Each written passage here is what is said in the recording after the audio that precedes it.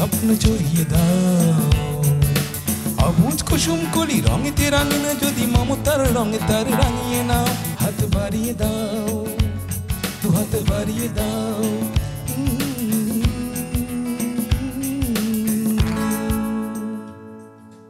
সুপ্রিয় দর্শক, আমন্ত্রণ জানাচ্ছি অটিজম এবং অন্যান্য প্রতিবন্ধিতা নিয়ে RTV নিয়মিত আয়োজন বার্জার পেইন্টস হাত বাড়িয়ে দিলাম অনুষ্ঠানে। আর আপনাদের সাথে আছি আমি সৈয়দা মুনিরা ইসলাম। দর্শক, অটিজম একটি জটিল স্নায়ু বিকাশজনিত সমস্যা। এই জটিলতার কারণে অটিজম বৈশিষ্ট্য সম্পন্ন শিশুরা যোগাযোগের ক্ষেত্রে, সামাজিকতার ক্ষেত্রে, আচরণসহ আরও অন্যান্য বিষয়ে মারাত্মকভাবে পিছিয়ে থাকে এবং এই সীমাবদ্ধতাগুলো তাদেরকে সাধারণ শিশুদের থেকে অনেকাংশেই পিছিয়ে রাখে। যেহেতু অটিজম একটি জীবনব্যাপী প্রক্রিয়া, তাই অটিজম বৈশিষ্ট্য সম্পন্ন শিশুরা আজীবন এর মধ্যে দিয়েই যায়। তবে সঠিক সময়ে সঠিক পরিচর্যা, সঠিক সাপোর্ট তাদের অনেক সীমাবদ্ধতাকেই দূর করতে পারে। দর্শক, মা বাবার কাছে প্রিয় হলো তার সন্তান। এই প্রিয় সন্তান অটিজম বৈশিষ্ট্য সম্পন্ন জানার পর মা বাবা মানসিকভাবে ভেঙে পড়েন। এটাই স্বাভাবিক, কারণ সন্তানের যে কোনো সীমাবদ্ধতা মা বাবার পক্ষে মেনে নেওয়া খুব কঠিন। সন্তানের অটিজম শনাক্ত হওয়ার পর এই বিশেষ চাহিদা সম্পন্ন সন্তানটিকে নিয়ে কী করবেন, কোথায় যাবেন, এই উদ্বেগ, উৎকণ্ঠা, দুশ্চিন্তায় ভুগতে ভুগতে মা বাবা শারীরিক ও মানসিকভাবে অসুস্থ হয়ে পড়েন। কেউ কেউ সন্তানের এই সীমাবদ্ধতাকে মেনেই নিতে পারেন না, ফলে পিছিয়ে পড়ে অটিজম বৈশিষ্ট্য সম্পন্ন সন্তানের এগিয়ে যাওয়া। আবার অনেকেই সন্তানের এই সীমাবদ্ধতাকে চ্যালেঞ্জ হিসেবে গ্রহণ করে কিভাবে এই সীমাবদ্ধতাকে দূর করে সন্তানকে এগিয়ে নিয়ে যাবেন সেই লক্ষ্যে নিজেদেরকে প্রস্তুত করেন এবং তার বিশেষ চাহিদা সম্পন্ন সন্তানের সাথে কাজ করে যান। দর্শক, আজ আমরা এমন একজন মায়ের সাথে আপনাদেরকে পরিচয় করিয়ে দিব, যিনি তার অটিজম বৈশিষ্ট্য সম্পন্ন সন্তানকে নিয়ে সাহসিকতার সাথে এগিয়ে যাচ্ছেন, সাপোর্ট দিচ্ছেন নিজের সন্তানকে, পাশাপাশি স্বামীসহ সাপোর্ট দিয়ে যাচ্ছেন তার নিজের সন্তানের মতো আরও যে অটিজম বৈশিষ্ট্য সম্পন্ন শিশুরা রয়েছে তাদের মা বাবাকে। দর্শক, চলুন পরিচিত হই আমাদের আজকের আমন্ত্রিত অতিথিদের সাথে। আমাদের আজকের আমন্ত্রিত অতিথিরা হলেন অটিজম বৈশিষ্ট্য সম্পন্ন শিশু সারহান আহমেদ এবং তার মা কাজী আতিয়া ইফফাত। দর্শক, চলে যাচ্ছি আলোচনায়, আর আলোচনার শুরুতেই আপনাদেরকে স্বাগত জানাচ্ছি আমাদের আজকের এই অনুষ্ঠানে। দর্শক, প্রথমে আমি সারহানের সাথে একটু কথা বলার চেষ্টা করি। সারহান, কেমন আছো তুমি? সারহান, ভালো আছো? আমরা বুঝতে পারছি সারহান আজকে অনেক খুশি, অনেক আনন্দিত। সারহান, কেমন লাগছে তোমার আজকে এখানে এসে? সারহান ভালো আছে? বলো জি। আচ্ছা, সারহান কি স্কুলে যায়? মাথা নাড়ছে, তার মানে সারহান স্কুলে যায়। স্কুলে সারহান কি করে? বুঝতেই পারছি স্কুলে অনেক মজা হয় এবং সারহান যখন স্কুলের কথাটা বলেছে সে খুব খুশি হয়ে গিয়েছে এবং দুলছে। সারহান স্কুলে কি করে? অনেক মজা করে, তাই না? সারহান বলো জি। এবার সারহান আমাকে বলবে কি স্কুলে কি কি করে? বলো লিখি, পেইন্টিং, বলো করি। ছবি আঁকো তুমি? বলো জি। সারহান ছবি আঁকে? এদিকে তাকাও সারহান, বলো জি। ছবি আঁকতে পছন্দ করে তাহলে, বুঝতে পারছি। সারহান, স্কুলে কয়টা বন্ধু আছে তোমার? অনেক অনেক বন্ধু আছে। আমরা বুঝতেই পারছি সারহান স্কুলটাকে অনেক এনজয় করে এবং যখন স্কুলের কথা বলেছি তখন এসে অনেক বেশি খুশি হয়ে গেছে, এক্সাইটেড হয়ে গেছে। সারহান, সারহান উনি কে? বলো আম্মু। আম্মু। আম্মু। আব্বু কোথায় সারহানের? বলো বাবা কোথায়? সারহান, বাবা কোথায়? বলো সৌদি। এটা বলেছে সে? আচ্ছা, ঠিক আছে, তাহলে আমরা চলে যাচ্ছি এখন সারহানের মা আতিয়া ইফফাতের কাছে। প্রথমে সারহানের সম্পর্কে জানতে চাই, আসলে সারহানের এখন বয়স কত?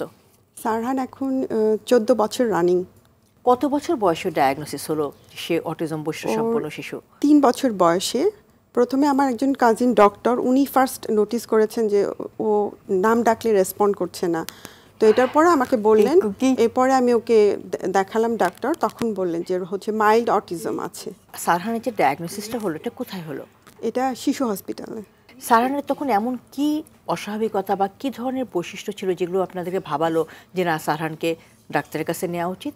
ওর হচ্ছে আই কন্ট্যাক্ট ছিল না, তারপরে হচ্ছে নাম ধরে ডাকলে রেসপন্ড করতো না, স্পিচ ওর বয়স অনুযায়ী একদম ছিলই না বলতে গেলে।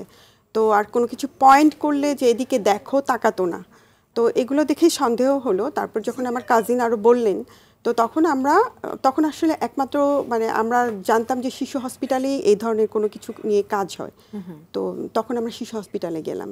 যখন ডায়াগনোসিস হলো, আপনারা কনফার্ম হলেন সারহান অটিজম বৈশিষ্ট্য সম্পন্ন, তার আগে কি অটিজম সম্পর্কে কোনো ধারণা ছিল আপনাদের? খুবই সামান্য, মানে একেবারেই ভেবেছিলাম যে এটা জন্মের সময় হয়তো কোনো ডিফিকাল্টিস নিয়ে যারা হয় তারা হয়তো হয়, বাট মানে চেহারায় আসে বা এরকম কোনো কিছু, বা আমরা সিপি বাচ্চা সম্পর্কে একটু আইডিয়া ছিল, বাট এই ব্যাপারটাতে ওরকম কোনো আইডিয়া ছিল না।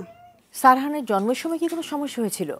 জি, ও প্রিম্যাচিউর বেবি, 28 উইকসে হয়ে গিয়েছিল। আর আরেকটা ছিল, ওর ওজন ছিল মাত্র 1 কেজি, 1.5 মাসও ইনকিউবেটরে ছিল।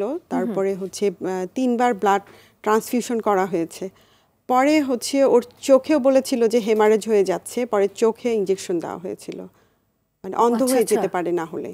তো আলহামদুলিল্লাহ পরে ওগুলো আমরা সব ওভারকাম করে আসছি। Berger luxury silk wedding lamp শুটে আপনার বিয়ের মোস্ট গ্ল্যামারাস ছবিটি শেয়ার করুন আর টপ কাপল চলে যান মালদ্বীপসে। আপনি বলছেন যে প্রিম্যাচিউর বেবি, তখন কি কোনো রকম সমস্যা হয়েছিল সেই যখন হওয়ার পরপরই? না, আমি ওরকম কোনো সমস্যা ফেস করিনি। শুধু যেটা হতো যে জন্মের পরই নিউমোনিয়া হয়ে গিয়েছিল, তো ওটা রিকার করতো। তো এই জন্য আমরা ওর ফিজিক্যাল ইস্যুটা নিয়েই সবসময় খুব মানে ব্যস্ত থাকতাম। এই জন্য আর মেন্টাল ইস্যুটার দিকে আর খেয়াল করাটা একটু কমই হয়ে গেছে এর জন্য। এখন সে ফিজিক্যালি কেমন আছে? এখন আলহামদুলিল্লাহ ফিজিক্যালি অনেক বেটার। আমি সবসময় বিভিন্ন রকমের আয়ুর্বেদিক ট্রিটমেন্ট সাথে তো আছেই নর্মাল, ওগুলো ট্রাই করতে করতে এখন আল্লাহর রহমতে অনেক বেটার। সাধারণত অটিজমের সাথে খিঁচুনি সহ আরও অন্যান্য আনুষঙ্গিক সমস্যা থাকে। সারহানের ক্ষেত্রে শুধু অটিজম নাকি তার সাথে আরও অন্য কিছু আছে? ওকে 3 বছর বয়সে শিশু হসপিটালে দেখালাম। আমি বললামও যে ওর যেহেতু এরকম হিস্ট্রি আছে, প্রিম্যাচিউর, অক্সিজেনের অভাব হয়েছিল, তা আমি আরেকটু ধাপ কিছু করতে চাচ্ছি। তো তখন ওরা বলল যে না, ওরকম তো কোনো কিছু দেখছি না। পরে বেশ অনেক দেরি করেই আমরা চেন্নাইতে দেখালাম। তখন ডাক্তার এমআরআই করে বলল ব্রেনের রাইট সাইডের সেলটা ড্যামেজ হয়ে গেছে। ওহো, আপনারা একটা টেরই পাননি? না, ডক্টর ওখান থেকে বলে দিল যে ও হচ্ছে কখনোই পরিপূর্ণভাবে সুস্থ হবে না, ও ডিপেন্ডেন্টই থাকবে, ওর অটিজমটা থেকেই যাবে। আপনি যতটা ওকে থেরাপি বা স্কুলিংয়ের মাধ্যমে যতটা ওকে স্বাবলম্বী করতে পারেন। সারহান ছাড়া আর কোনো সন্তান আছে আপা আপনার? না। যে মুহূর্তে আপনি জানলেন যে আপনার সন্তানের অটিজম, সেই মুহূর্তে সারহানের বাবা এবং মায়ের অনুভূতিটা কি ছিল? আমরা দুজনই তো পুরা ব্ল্যাকআউট, অনেকক্ষণ মানে কিছুই বুঝতে পারছিলাম না, একদম পুরা শরীরে মনে হচ্ছিল যে অবশ হয়ে গেছে। তারপরে আমি বাসায় এসে অনেক কান্নাকাটি করলাম, মানে আমি এটা অ্যাকসেপ্টই করতে পারছিলাম না। বাট পরে মনে হলো যে আমাকে কিছু একটা করতেই হবে, এভাবে তো অ্যাকসেপ্ট না করলে হবে না। ইনশাল্লাহ আমি পারবো ওকে নিয়ে কোনো কিছু করতে। তো মনের জোর, আল্লাহর উপরে বিশ্বাস রেখে আমার মনটা আবার শক্ত করে ফেললাম। সারহানের সাথে সারহানের বাবার সম্পর্কটা কিরকম, এটা একটু শুনতে চাই। ফ্রেন্ডলি আর কি। আচ্ছা, বাবা মনেই হয় না, মনে হয় বন্ধুর সাথে দেখা হয়ে গেছে দুজন। খুব মানে ও বাবাকে পেলে আবার আমাকে একদম চিনেই না, যেখানে বাবা যাবে সাথে সাথে বাবাকে হাত ধরে থাকবে। তো আর একটা জিনিস হচ্ছে যে বাবা যেহেতু ছেড়ে ছেড়ে চলে যায় দেশের বাইরে, তো যখন আসে বাবাকে মানে এক মুহূর্ত চোখের আড়াল করতে চায় না। বাবা যখন দেশে থাকেন না, সৌদি আরবে থাকেন, তখন কি সারহান তার বাবাকে মিস করে? হ্যাঁ, মিস করে, কারণ ও যেখানে যেখানে ওর বাবার সাথে যায় স্কুল থেকে বের হয়ে, ওই জায়গাগুলো যে আমাকে টেনে টেনে ওখানে নিয়ে যায়, ও ভাবে হয়তো ওখানে গেলে ওর বাবাকে পাবে। আহারে, বাবাও তাহলে এই বিষয়গুলো মিস করে? খুবই মিস করে। কিন্তু আসলে জীবিকার টানে, জীবনের প্রয়োজনে, ওর জন্যই আসলে, সারহানের জন্যই এখন এতটা দূরে থাকা প্রিয় সন্তানের কাছ থেকে। সারহানের মতো এরকম একজন অটিজম বৈশিষ্ট্য সম্পন্ন সন্তানকে নিয়ে একা একা পথ চলাটা কিন্তু সহজ না। এই পথ চলার অভিজ্ঞতাটা আপনার কাছ থেকে শুনতে চাই। খুবই কঠিন, কিন্তু মায়েদের মনের জোর কিন্তু আসলে অনেক বেশি। আর স্পেশাল মা যারা, তাদের মনের জোরের কোনো সীমা নাই। তো আমিও একই কথা বলবো যে আমি একদম পুরা আল্লাহর উপরে ভরসা করে যে আমাকে পারতেই হবে, মানে আই উইল ডু ইট। এই মনের জোর থেকে আমি যে কোনো পরিস্থিতি আমি মোকাবেলা করে গিয়েছি, এবং আল্লাহর রহমতে অনেক পরিস্থিতি খারাপ বাজে মানে এক্সপিরিয়েন্স হয়েছে, বাট ওটা আমি ওভারকাম করে আসছি। শুধুমাত্র বলবো যে আমি আল্লাহর উপরে ভরসা রাখার জন্য আর মনের জোরটাকে আমি ধরে রাখার জন্য। সাধারণত দেখা যায় সারহানের মতো বিশেষ চাহিদা সম্পন্ন শিশুরা যখন পরিবারে চলে আসে, পরিবারটার অনেক পরিবর্তন ঘটে যায়। আপনার ক্ষেত্রে যদি বলি, সারহানের মাকে আসলে কোন কোন পরিকল্পনাগুলোকে পাল্টে ফেলতে হয়েছে? আমার প্রথমে তো জব করার ইচ্ছা তো ছিলই, আর হায়ার স্টাডিজেরও ইচ্ছা ছিল। কিং খালিদ ইউনিভার্সিটিতে জব পেয়েছিলাম। সারহান অসুস্থ হলো, আমি আর জয়েন করতে পারলাম না। তো এরপরে ভাবলাম যে না, ফিজিক্যালি একটু ফিট হয়ে গেলে ইনশাল্লাহ আমি জয়েন করব। তো এরপরে দেখা গেল ওর ধরা পড়লো অটিজম। তো তখন আমি আসলে জীবনের ওই জিনিসটাকে আমি এখন পুরা সরিয়ে দিয়ে আমি সম্পূর্ণ ফোকাস আর কি সারহানের উপরে। নিজের স্বপ্নগুলো ছুঁতে পারেননি, নিজের পরিকল্পনা অনুযায়ী এগিয়ে যেতে পারেননি, এই জন্য কখনো নিজেকে দায়ী মনে হয়েছে কিনা, নাকি সন্তানকে দায়ী মনে হয়েছে যে আমার সন্তানের সীমাবদ্ধতার কারণে আমার এগিয়ে যাওয়াটা হয়নি? সন্তানের প্রতি কখনোই ক্ষোভ তৈরি হয়নি, কিন্তু যারা আমি কিছু করছি না বলে এখন অনেকে আন্ডারএস্টিমেট করে, তখন খারাপ লাগে। কিন্তু আমি যখন চিন্তা করি আল্লাহ আমাকে চুজ করেছে এর জন্য, ও একটা গড গিফটেড, একটা আমার গিফট আমার জন্য, ইনশাল্লাহ এটা রিওয়ার্ড আমি পাবো। এবং আমি ওর হাসিটা দেখলে বা ও ভালো থাকলে তখন আমার আর কিছুই মনে হয় না, ওগুলো সব পিছনে চলে যায়। সারহানকে নিয়ে পথ চলতে যে অসংখ্য অভিজ্ঞতা আপনাদের হয়েছে, নেতিবাচকও হয়েছে, নিশ্চয়ই ইতিবাচকও আছে। আমি সেটা শুনতে চাই যে কি কি নেতিবাচক অভিজ্ঞতার সম্মুখীন হতে হয়েছে সারহানের মাকে। সামাজিকভাবে আর পারিবারিকভাবে অনেকের কাছ থেকে অনেক কটু কথা আমি শুনেছি, যে পাপের শাস্তি বা এই ধরনের কথাবার্তা। তারপর সারহান কোনো দোকানে চলে গিয়ে যদি কোনো কিছু ফেলে দিত, তখন ওরাও খুব বলতো কেন এরকম ছেলেকে নিয়ে বাইরে আসেন। তো এরকম অনেক এক্সপেরিয়েন্স। আবার অনেক সময় দেখা যেত যে আশেপাশ থেকে প্রতিবেশীরা আসতো যে অটিজম, আপনার ছেলে নাকি অটিজম, মানে একটা যেন চিড়িয়াখানার কোনো কিছু একটু দেখতে আসছি, তাদের প্রতিক্রিয়াটা ছিল এরকম। তো এগুলো আমি ফেস করে আসছি, বাট আমি অনেক ভালো ব্যবহারও পেয়েছি। এমন সময় অনেক রিকশাওয়ালার কাছ থেকে, অনেক রাস্তায় একজন বাদামওয়ালার কাছ থেকে যে ফট করে একটু বাদাম নিয়ে নিল, বললো না না না ঠিক আছে নি, কোনো সমস্যা নেই। অনেক সময় রিকশাওয়ালাও দেখা যাচ্ছে যে না, ওর সমস্যা হচ্ছে, ওকে ধরে সুন্দর করে নামাই দিল ইয়ে থেকে। সিএনজিওয়ালা, বা আমি মেট্রোতেও এখন চলাফেরা করছি, মেট্রোতেও কিন্তু আমি অনেকের খুব সুন্দর সাপোর্ট পাচ্ছি। সারহান, আমি এবার তোমার কাছে জানতে চাই যে আমাদের সারহান আসলে আজকে এত বেশি খুশি কেন? বলে আমি অনেক খুশি। সারহান, তোমাকে পেয়ে আজকে আমরাও অনেক খুশি। আচ্ছা সারহান, খেলাধুলা করো তুমি? খেলতে পছন্দ করো? সারহানের কোন খেলাটা বেশি পছন্দের? বলো বলো। গেম খেলি, ভিডিও গেম। তাই নাকি? বলো অ্যালফাবেট গেম। মা বলছেন alphabet game, video game. Sarahan কি সত্যি সত্যি এগুলো খেলে? পছন্দ করে বেশি খেলতে? বলো জি। তারপরে মায়ের সাথে কি করি, ছোঁয়াছুঁই খেলি। আর পড়াশোনার বিষয়টা একটু জানতে চাই, সারহান কি কি পড়াশোনা করে? সারহান বলো বলো। ক খ, তারপরে এবি, তারপরে রাইম বলো একটা। রাইম সারহান রাইম বলতে পারে? হ্যাঁ, একটা ছোট রাইম বলো তো। শুনবোই রাইম। সারহান আমাদেরকে একটা ছোট্ট রাইম এখন শোনাবে। বলো তো। আতা, তো হ্যাঁ, তাল, মৌ, কথা। চমৎকার, অসাধারণ। আপা, বর্তমানে সারহান কি করছে সেটা জানবো আপনার কাছ থেকে, তবে তার আগে নিয়ে নেব ছোট্ট একটি বিরতি। দর্শক, অটিজম এবং অন্যান্য প্রতিবন্ধিতা নিয়ে RTVর নিয়মিত আয়োজন বার্জার পেন্টস হাত বাড়িয়ে দিলাম অনুষ্ঠানের এই পর্যায়ে নিয়ে নিচ্ছে ছোট্ট একটি বিরতি। ফিরছি কিছুক্ষণের মধ্যেই, আমাদের সঙ্গেই থাকুন।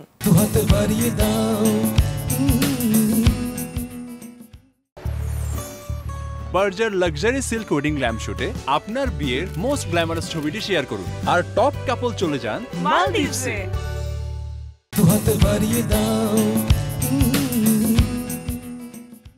সুপ্রিয় দর্শক, বিরতি শেষে আবারও সবাইকে আমন্ত্রণ জানাচ্ছি অটিজম এবং অন্যান্য প্রতিবন্ধিতা নিয়ে RTVর নিয়মিত আয়োজন বার্জার পেন্টস হাত বাড়িয়ে দিলাম অনুষ্ঠানে। আর আপনাদের সাথে আছি আমি সৈয়দা মুনিরা ইসলাম। দর্শক, আজ আমরা শুনছি অটিজম বৈশিষ্ট্যসম্পন্ন শিশু সারহান আহমেদের এই বিশেষ পথ চলার অভিজ্ঞতার কথা। দর্শক, সারহান একটু অস্থির হয়ে গিয়েছে এবং নানাভাবে সে অ্যাটেনশন সিক করছে। কি লাগবে বলো? চকলেটটা? তার মানে সারহান চকলেট নেয়ার জন্যই এরকম করছিল। তাহলে আমরা একটা চকলেট দিব সারহানকে? দিব? বলো প্লিজ। আচ্ছা, এই যে সারহান চকলেট নাও, তুমি নাও। এগুলি সব তোমার, এগুলি সব তোমার। এটা নাও। আমার হাতে কয়েকটা চকলেট ছিল, কিন্তু সারহানের প্রয়োজন একটা, সে একটাই নিয়েছে। অনুরোধ করার পরেও কিন্তু সে আরেকটা চকলেট নিল না। ওরা এত মানে ইনোসেন্ট, এত সুইট, এত অনেস্ট, মাশাআল্লাহ। দর্শক, সারহান চকলেট খেতে থাকুক, আমরা ততক্ষণে চলে যাই সারহানের মায়ের কাছে, শুনি সারহান বর্তমানে কি করছে। আপা, সারহানের বর্তমান কার্যক্রম সম্পর্কে জানতে চাই। বর্তমানেও একটা স্কুলে যাচ্ছে, আর সাথে সাথে থেরাপিও চলছে এবং বাসায় নিয়মিত টিচার আসছে। তো আর যেটা ওর বাবা না থাকার কারণে আমার যেটা ওখানে আউটিংটা একটু কম হয়, আউটিংয়ে যেতে পারি না আর কি। তবে আউটিংটা সে বোধহয় খুব পছন্দ করে। হ্যাঁ, খুবই পছন্দ করে। তো আউটিংটা ওভাবে হয় না, তো বাসার মধ্যে ওর সাথে আমি একটু খেলার চেষ্টা করি। বাসার মধ্যে ওর সাথে হয়তো মাঝে মাঝে গান ছেড়ে দিয়ে ওর সাথে একটু নাচানাচি করি, অথবা ছোঁয়াছুঁই খেলি, বল খেলি। অনেকক্ষণ খেলাধুলা না হলে সে নিজে এসে ডেকে আমাকে ছুঁয়ে দৌড় দিয়ে চলে যায়। তার মানে সেটা বোঝাচ্ছে যে আমি খেলতে চাই, তুমি আসো। জি। আপনি ছাড়া কি তার খেলার কোনো সঙ্গী নাই আর? ওভাবে আমার বাসায় কেউ নাই, তবে মাঝে মাঝে আমার বোনের 2টো বাচ্চা আছে, ওরা আসে, তখন ওদের সাথেও চেষ্টা করে খেলার। স্কুলে যে সে যাচ্ছে বললেন, ওখানে সারহান কি কি কাজ করে? ওখানে সারহানকে আপনার হচ্ছে খুব সুন্দর করে স্কুলে ভাগ করে দেওয়া আছে। কিছু সময় ধরে ওর কগনিশনের উপরে কাজ করা হয়, কিছুটা সময় কমিউনিকেশনের উপরে কাজ করা হয়, ভিজুয়ালের উপরেও কিছু কাজ করা হয়, আর্ট, লেখা, এগুলো অনেক কিছু মানে করা হয়। আপাত থেরাপির কথা বলছিলেন, সারহানকে বর্তমানে কি কি থেরাপি দিচ্ছেন আপনি? অকুপেশনাল থেরাপিটা রেগুলার দিয়ে যাচ্ছি, আর হাইড্রোথেরাপিটা আগে দিতাম, কিন্তু ওর যেটা হচ্ছে রিসেন্টলি হাইড্রোথেরাপিতে ও একটু ক্লোরিন বা এগুলোর কারণে ওর অ্যালার্জির কারণে ঠান্ডা লেগে যাচ্ছে, তো এটা এখন একটু অফ আছে। বাট হাইড্রোথেরাপিটা খুব উপকারী ওর জন্য। ADHDটা অনেক কমে যায়, অ্যাটেনশন বাড়ে, বাট আমি ওর অ্যালার্জির কারণে দিতে পারছি না। দীর্ঘ সময় ধরে তো আপনারা সারহানকে নানাভাবে সাপোর্ট দিয়ে যাচ্ছেন। এই সাপোর্ট দেওয়ার ফলে আজকে 14 বছর বয়সে এসে সারহান কতটা এগিয়েছে বলে আপনার কাছে মনে হয়?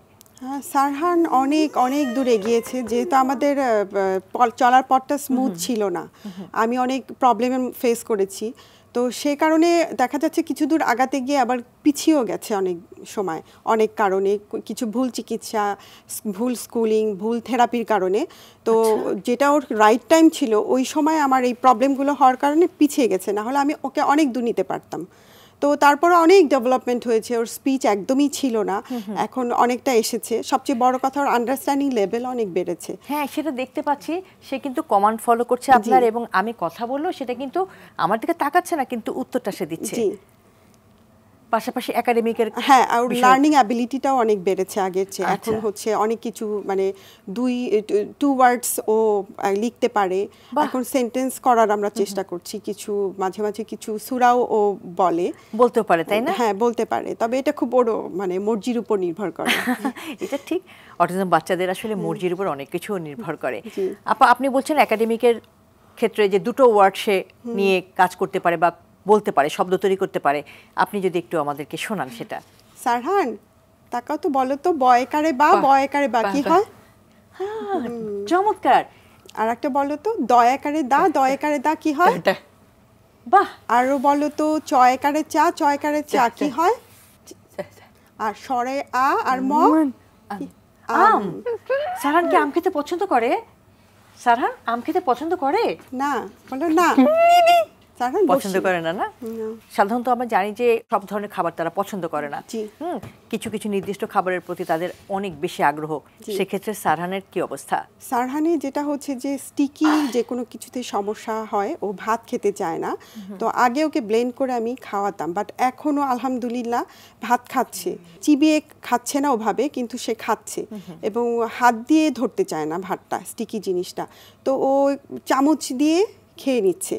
একটু মানে জোর করতে হয়, বাট এখন আল্লাহর রহমতে সে ভাত খায়, অভ্যাসটা তৈরি হয়েছে।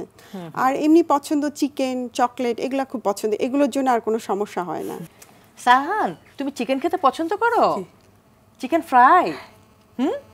চিকেন ফ্রাই খেতে পছন্দ করো? হলো জি। চকলেট খেতে পছন্দ করো, তাই না? ছোটবেলায় যে সমস্যাগুলো ছিল সেটা এখন কি অবস্থায় আছে? এখন প্রত্যেকটা ক্ষেত্রেই ডেভেলপ করেছে। স্পিচটা আগে একদমই ছিল না, সেটা তো এসেছে এবং একটু ক্লিয়ার হয়েছে। আর এরপরে বলবো যে আন্ডারস্ট্যান্ডিংটা, আগে তো ডাকলে, নাম ধরে ডাকলে তাকাতেও না, এখন অনেক দূর থেকে, অন্য রুম থেকে, সারহান এদিকে আসো, ওর সাথে সাথে চলে আসি, তারপর ওকে যদি বলি যে আমাকে একটু পানি এনে দাও, ও পানি ভরে নিয়ে আসবে, বা এটা ওকে দিয়ে আসো, সেটা সে করছে সুন্দর মতো। আগে এক সময় ও নিজেকে হিট করতো, তো এটা স্পেশালি যখন হচ্ছে করোনা শুরু হয়েছিল তখন থেকে শুরু হলো, থেরাপি ছিল না, কোনো কিছু না। তো এরপরে যখন আমি অনলাইনে থেরাপিটা শুরু করলাম তখন আল্লাহর রহমতে এই যে হিটিং টেন্ডেন্সিটা ওর কমে গেল। আপা, সারহানের মতো বিশেষ চাহিদা সম্পন্ন শিশুদের সার্বিক উন্নয়নে পরিবারের একটি গুরুত্বপূর্ণ ভূমিকা রয়েছে। আপনার মতামত কি? উত্তরটা নেব, তবে তার আগে নিয়ে নেব ছোট্ট একটি বিরতি। দর্শক, অটিজম এবং অন্যান্য প্রতিবন্ধিতা নিয়ে আরটিভির নিয়মিত আয়োজন বার্জার পেন্টস হাত বাড়িয়ে দিলাম অনুষ্ঠানের এই পর্যায়ে নিয়ে নিচ্ছি আরও একটি ছোট্ট বিরতি। ফিরব কিছুক্ষণের মধ্যেই, আমাদের সঙ্গেই থাকুন।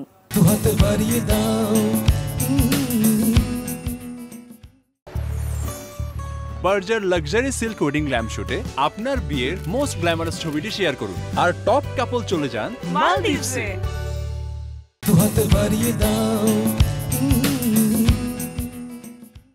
দর্শক, বিরতি শেষে আবারও স্বাগত জানাচ্ছি অটিজম এবং অন্যান্য প্রতিবন্ধিতা নিয়ে আরটিভির নিয়মিত আয়োজন বার্জার পেন্টস হাত বাড়িয়ে দিলাম অনুষ্ঠানে। আতিয়া আপা, সারহানের মতো যে অটিজম বৈশিষ্ট্য সম্পন্ন শিশুরা রয়েছে তাদের আসলে এগিয়ে যাওয়ার ক্ষেত্রেই বলি বা সার্বিক উন্নয়নের ক্ষেত্রেই বলি, পরিবারের একটি গুরুত্বপূর্ণ ভূমিকা রয়েছে।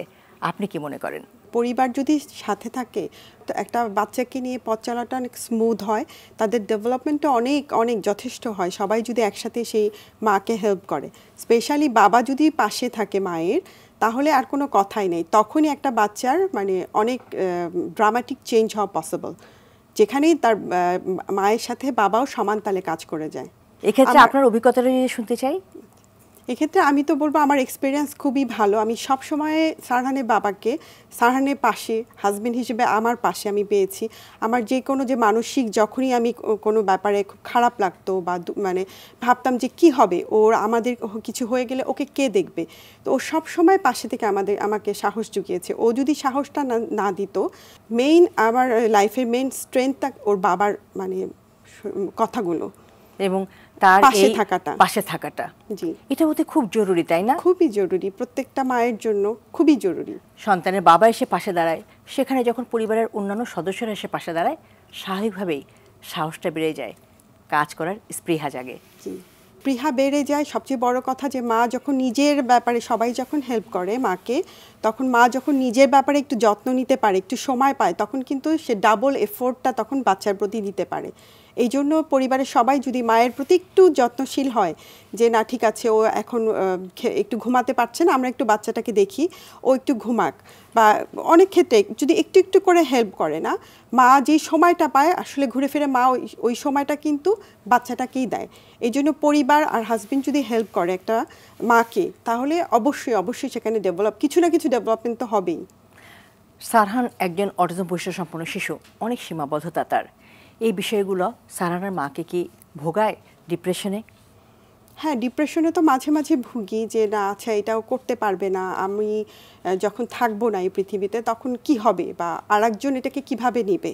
তখনই আমি চেষ্টা করি এই জিনিসটা নিয়ে কাজ করা, যে ঠিক আছে যতটা আরেকজনের উপরে মানে বার্ডেনটা কম দেওয়া যায়, ওকে আত্মনির্ভরশীল যতটা করা যায়, তো আমি ওটাকে মনে আসলে ওটার প্রতি আরেকটু ফোকাস করি, যে ওকে ওদিকে আমি আরেকটু পুশ করব। সারহানের মা এবং বাবা দুজনেই কিন্তু অটিজম সচেতনতায় কাজ করছেন। জি, আপনারা কি ধরনের কাজ করছেন আর এই কাজটা নিয়ে আপনাদের ভবিষ্যৎ পরিকল্পনা কি? এটা একটা অনলাইন ফোরাম। তো আমরা যেটা করি যে আমরা বিভিন্ন সেশনের আয়োজন করি, যেখানে স্পেশাল বাবা মা, স্পেশাল এডুকেটর, থেরাপিস্ট থাকেন।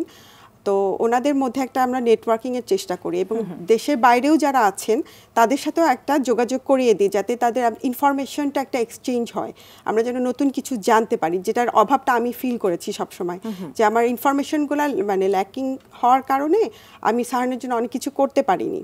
তো এভাবে অনেকে দেখা যাচ্ছে যে গ্রামে আছে, তারা পাচ্ছে না ইনফরমেশনগুলো, তাদের জন্য এত সহজ না। তো ইন্টারনেটটা এখন অ্যাভেলেবেল হওয়াতে তারা সহজে ইনফরমেশনগুলো পেয়ে যাচ্ছে। তো আমরা এরকম এছাড়া আমরা প্যারেন্টস ট্রেনিংয়ের ব্যবস্থাও করেছিলাম অনলাইনে, যেখানে হচ্ছে বেশ কয়েকবারই করেছি, ইনশাল্লাহ সামনেও করব। এটাতে হয় কি গ্রামে একদম প্রত্যন্ত অঞ্চল থেকেও অনেক মায়েরা অনেক সুবিধা পায়। তো এটাই আমাদের ইচ্ছা, যে আমরা যেভাবে পারি যতটা পারি একটা কানেকশন তৈরি করা সবার সাথে এবং ইনফরমেশনগুলো শেয়ার করা। চমৎকার উদ্যোগ, এবং আপনাদের এই উদ্যোগটা আরও সামনে এগিয়ে যাক। অনেক অনেক শুভকামনা থাকলো। অনেক অনেক ধন্যবাদ। সারহানকে নিয়ে ভবিষ্যৎ পরিকল্পনা কি? ওকে নিয়ে একটাই ভবিষ্যৎ পরিকল্পনা, ও আত্মনির্ভরশীল হবে। আর যদি আল্লাহ চায় ইনশাল্লাহ ও যেন কোনো নিজের জীবিকাটা নিজে অর্জন করতে পারে, নিজে কিছু করে চলতে পারে, এটাই আমার চাওয়া। আপা, আমরা অনেকক্ষণ ধরেই সারহানের বাবার কথা আলোচনা করছি এবং আমি বুঝতেই পারছি সারহানের বাবা অত্যন্ত ইতিবাচক মন মানসিকতা লালন করে এবং উনি খুব ভালো একজন বাবা। চলে যাব এখন সারহানের বাবার কাছে। RTV কর্তৃপক্ষ এবং সৈয়দা মনিরা ইসলাম আপাকে বিশেষভাবে ধন্যবাদ জানাই। আমাদের বিশেষ চাহিদা সম্পন্ন বাচ্চাদের মান উন্নয়নের জন্য ওনারা যেভাবে কাজ করে যাচ্ছেন নিরলসভাবে, তাতে আমরা বাবা মারা এবং বিশেষ করে স্পেশাল চাইল্ড কেয়ার বিশেষভাবে কৃতজ্ঞ। সাথে সাথে দুটো বিষয় বলতে চাই। একটি হলো যে আমরা লক্ষ্য করছি যে এই দীর্ঘ যুদ্ধে, বা আমরা যেটাকে জীবন যুদ্ধ বলছি, যে এই বাচ্চাগুলোর ম্যানেজ করার ক্ষেত্রে যে যুদ্ধ, সেক্ষেত্রে মায়েরা যতটা আন্তরিক এবং নিরলসভাবে এবং যতটা ত্যাগ স্বীকার করছেন, সেই ক্ষেত্রে বাবারা অনেকটাই পিছিয়ে আছেন। এর ব্যতিক্রম রয়েছে, তারপরে অধিকাংশ ক্ষেত্রেই এ ধরনের ঘটনা ঘটছে। এমনকি এমন ঘটনাও ঘটছে যে বিশেষ চাহিদা সম্পন্ন বাচ্চাদের কারণে বাবা মায়ের বিচ্ছেদ পর্যন্ত ঘটছে।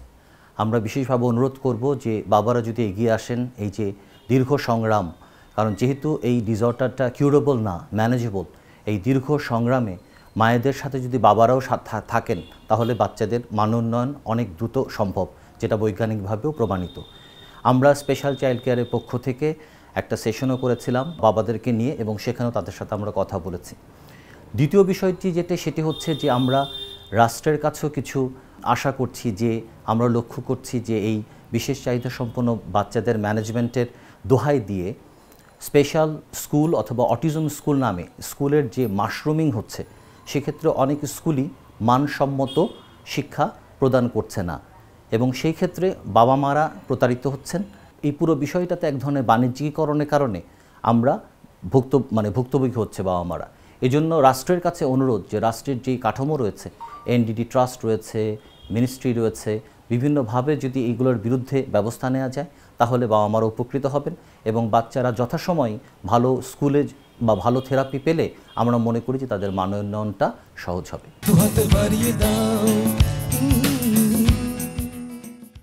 অসংখ্য ধন্যবাদ আপনাকে, এত চমৎকার করে বলেছেন। আপা, বর্তমান সমাজটা আমাদের সারহান এবং সারহানের মতো যে বিশেষ চাহিদা সম্পন্ন মানুষগুলো রয়েছে তাদের জন্য কতটুকু প্রতিবন্ধী বান্ধব হয়েছে বলে আপনি মনে করেন? আমার 10 বছরের এক্সপেরিয়েন্সে আমার কাছে মনে হয়েছে অনেকটাই হয়েছে। আমি অনেক ফেভার পাচ্ছি মানুষের কাছে, যদিও এখনও খারাপ কিছু এক্সপেরিয়েন্স হচ্ছে, তারপরেও আমি এখনও যখন কোনো রেস্টুরেন্ট যাচ্ছি, কোথাও শপিং মলে যাচ্ছি, তো ও যখন একটু অন্যরকম বিহেভ করছে, তো ওরা দেখি যে খুব কোনো রকম রিয়্যাক্ট করছে না, বা আমি যদি একটু এম্বারেসিং ফিল করি তখন বলছে না না না কোনো সমস্যা নাই। বা যখন যাতায়াত করছি তখনও দেখলাম যে এখন খুব কমন পিপলদের মধ্যেও ও এই বাচ্চা সম্পর্কে একটা খুব সহমর্মিতার একটা মনোভাব তৈরি হয়েছে। এটা কিন্তু অবশ্যই আশার বিষয়, তাই না? আমি খুবই আশাবাদী। সারহান এবং সারহানের মতো বিশেষ চাহিদা সম্পন্ন মানুষগুলোর শিক্ষা, চিকিৎসা, তাদের প্রশিক্ষণ, পরিচর্যা, তাদের দক্ষতা উন্নয়নের মাধ্যমে সার্বিক জীবনমান উন্নয়ন করাটা খুবই প্রয়োজন। সেক্ষেত্রে কি কি উদ্যোগ থাকা বেশি প্রয়োজন বলে মনে করছেন এই মুহূর্তে? আমি মনে করি যে সবচেয়ে বেশি দরকার হচ্ছে স্ট্রিক্ট একটা মনিটরিংয়ের দরকার সরকারিভাবে। আর মানসম্মত স্কুল হচ্ছে, কিন্তু স্কুলটা যেন মানসম্মত হয় এই ব্যাপারে যে ফান্ডিংটা দরকার, আমি মনে করি যে বেসরকারি সংস্থাগুলো আমাদেরকে এই ব্যাপারে হেল্প করতে পারে।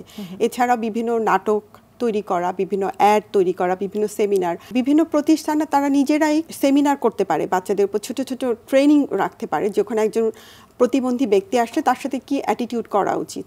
আমি চলে যাচ্ছি সারহানের কাছে, আমাদের আজকের বিশেষ অতিথি। সারহান, আমার আজকে খুব ভালো লেগেছে তোমাকে পেয়ে, এবং তুমি যে এত সুন্দর করে আমাদেরকে সময় দিয়েছো আজকে এত লক্ষ্মী হয়ে, এই জন্য তোমাকে অসংখ্য ধন্যবাদ। সারহান টায়ার্ড হয়ে গেছে, অনেকক্ষণ সময় দিয়েছি, এটা আসলে আমি আশাই করি নাই। সারহানের মতো এরকম একজন বিশেষ চাহিদা সম্পন্ন শিশু যে এতটা সময় এখানে বসে থাকবে এবং এত ধৈর্য নিয়ে আমাকে সময় দিবে, এটা আমার জন্য অনেক বড় পাওয়া। অসংখ্য ধন্যবাদ জানাচ্ছি সারহান তোমাকে, আর তোমার জন্য রইল অনেক অনেক শুভেচ্ছা, শুভকামনা, অনেক ভালোবাসা। সকলের আদরে, ভালোবাসায়, সহমর্মিতায় তারা এগিয়ে যাক অনেক দূর, এটাই কামনা। আপা সারহানের মতো শিশুরা যে পরিবারগুলোতে রয়েছে সেই পরিবারগুলোর উদ্দেশ্যে আপনি কি পরামর্শ দিতে চান? অ্যাকসেপ্টেন্সটা সবচেয়ে বেশি জরুরি। অ্যাকসেপ্ট করে নেবেন এবং ওপেন মাইন্ড হবেন যে আমার বাচ্চার জন্য যেটা যেটা করার দরকার, যেভাবে দরকার আমি সেটা করব। তো সেটা করতে হবে না, এটা করব না, ওটা আচ্ছা, এরকম করলে কিন্তু আপনার বাচ্চা পিছিয়ে যাবে। সো ওর জন্য যেটা যেভাবে ডক্টর পরামর্শ দিবে আপনারা অবশ্যই চেষ্টা করবেন যে ওভাবে করার। আর নিজেরাও এখন যেহেতু ইন্টারনেটের যুগ, সবসময় আপনাদের চোখ কান খোলা রাখবেন, কোথায় কি আছে, নতুন ইনফরমেশন গ্যাদার করে অবশ্যই বাবা মা একসাথে সন্তানকে নিয়ে চলার চেষ্টা করবেন। স্পেশালি বাবাদের ক্ষেত্রে বলতে চাই, যেটা লাকি যে ওর বাবাকে আমি কাছে পেয়েছি, এরকম যদি প্রত্যেকটা বাবা মানে এগিয়ে আসতো তাহলে এই বাচ্চাগুলোকে নিয়ে আমাদের পথ চলাটা অনেক সহজ হয়ে যেত এবং আমরা পৃথিবীটা অনেকটা চেঞ্জ করে ফেলতে পারতাম। অসংখ্য ধন্যবাদ। চমৎকার করে আপনি কথাগুলো বলেছেন এবং কথাগুলো সবগুলোই অত্যন্ত গুরুত্বপূর্ণ। দর্শক, আজকের আলোচনা থেকে আমরা এটাই বুঝতে পারলাম, শিশুর যে কোনো সীমাবদ্ধতা মা বাবা যত দ্রুত মেনে নেবেন ততই শিশুর মঙ্গল। বিশেষজ্ঞরা বলেন, শিশুর যে কোনো সমস্যা যদি খুব অল্প বয়সে শনাক্ত করা যায় এবং সে অনুযায়ী তাকে সাপোর্ট দেওয়া যায় তবে শিশুর অনেক সমস্যাই দূর করে দেওয়া সম্ভব। দর্শক, আমরা সচেতন হব এবং শিশুর মধ্যে যে কোনো ধরনের ব্যতিক্রম লক্ষ্য করলে মোটেই দেরি করব না, দ্রুত তাকে নিকটস্থ শিশু বিকাশ কেন্দ্র নিয়ে যাব এবং যথোপযুক্ত সাপোর্ট দেব। দর্শক, আমাদের সচেতনতার অভাবে অথবা অবহেলায় একটি শিশুও যেন পিছিয়ে না পড়ে, এই প্রত্যাশায় আজকের মতো এখানেই শেষ করছি অটিজম এবং অন্যান্য প্রতিবন্ধিতা নিয়ে RTV নিয়মিত আয়োজন বার্জার পেন্টস হাত বাড়িয়ে দিলাম অনুষ্ঠান। দেখা হবে আগামী পর্বে। সেই পর্যন্ত সবাই ভালো থাকুন, সুস্থ থাকুন, RTVর সঙ্গেই থাকুন। স্বপ্ন জড়িয়ে দাও অবুঝ কুসুম কলি রঙেতে রাঙিনা, যদি মমতার রঙে তার রাঙিয়ে নাও, হাত বাড়িয়ে দাও, দু হাত বাড়িয়ে দাও।